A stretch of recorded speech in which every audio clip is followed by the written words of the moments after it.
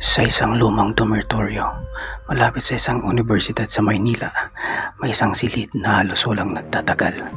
Silid 313.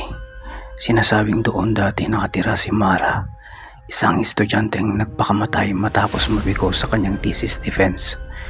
Simula noon, walang gustong tumira sa kwartong iyon, pero dahil puno ang dorm, napilitan si Ella, isang bagong transferee, na doon ilipat. Una pa lang, may napansin na agad si Ella.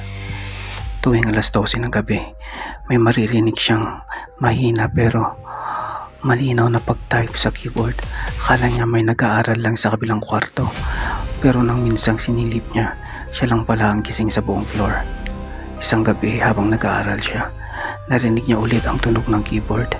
Pinatay niya ang ilaw at tumingin sa laptop na nasa mesa. Sarado ito, ngunit ang tunog ay nagmumula sa ilalim ng kama. Dahan-dahan niyang sinilip, wala naman siyang nakita, hanggang sa napansin niya ang isang lumang laptop. May bitak sa screen at nakasinti kahit walang kuryente.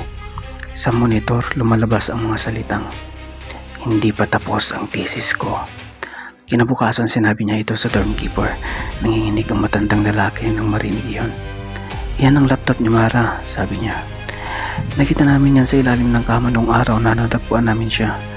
Nakabitin sa kisame, hawak pa ang kopya ng thesis niya."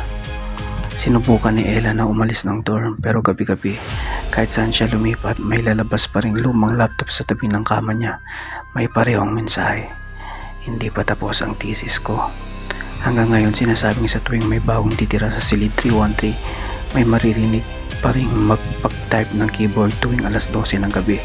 At pag binuksan mo ang laptop mo, baka makita mo ang pangalan mo sa susunod na pahina ng thesis ni Mara.